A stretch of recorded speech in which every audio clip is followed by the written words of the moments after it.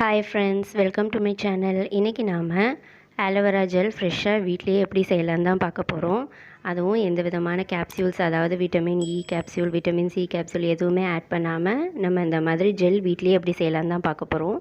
வீடியோவை ஸ்கிப் பண்ணாமல் பாருங்கள். இப்போ வாங்க நம்ம வீடியோக்குள்ளே போகலாம்.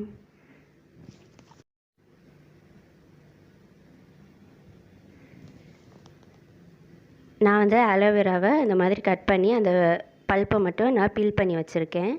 இதோட வந்து ஒரு ஹாஃப் மூடி லெமன் ஜூஸ் ஆட் பண்ணி மிக்சியில் நம்ம நல்லா கிரைண்ட் பண்ணிக்க போகிறோம்.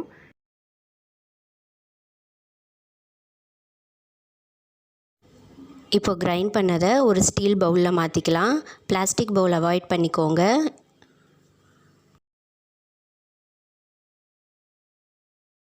ஒரு ஸ்பூன் கார்ன்ஃப்ளவரை இந்த ஜெல்லோட நல்லா லம்ஸ் இல்லாமல் நல்லா மிக்ஸ் பண்ணிக்கோங்க.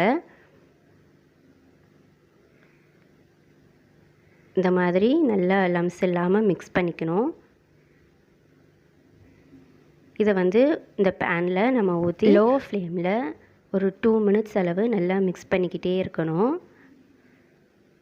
இதோட கன்சிஸ்டன்சி எப்படி இருக்குன்னா வந்து நம்ம சாதம் வடிக்கும்போது அந்த தண்ணி இருக்கும் பாருங்கள், அந்த வடித்த கஞ்சி அது மாதிரி இருக்கும்.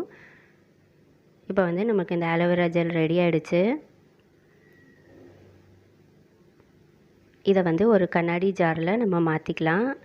இதை வந்து ஒரு ஃப்ரிட்ஜில் வந்து ஒரு 2 ஹார்ஸ் அப்படியே விட்டுருங்க. நல்லா செட் ஆகி வரும்.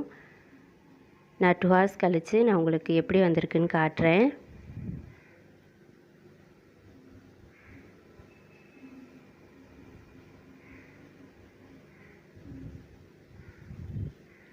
இப்போ 2 ஹார்ஸ் ஆகிடுச்சு. நல்லா செட் ஆகி வந்திருக்கு பாருங்கள்.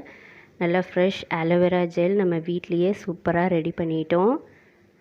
இது வந்து ஒரு 10 டேஸ் வரைக்கும் நீங்கள் வச்சு நீங்கள் யூஸ் பண்ணலாம்.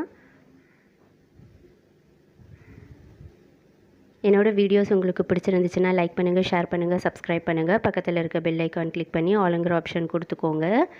தேங்க்ஸ் ஃபார் வாட்சிங். இன்னொரு சூப்பரான ரெசிபியோட நெக்ஸ்ட் வீடியோவில் பார்க்கலாம். Have a nice day.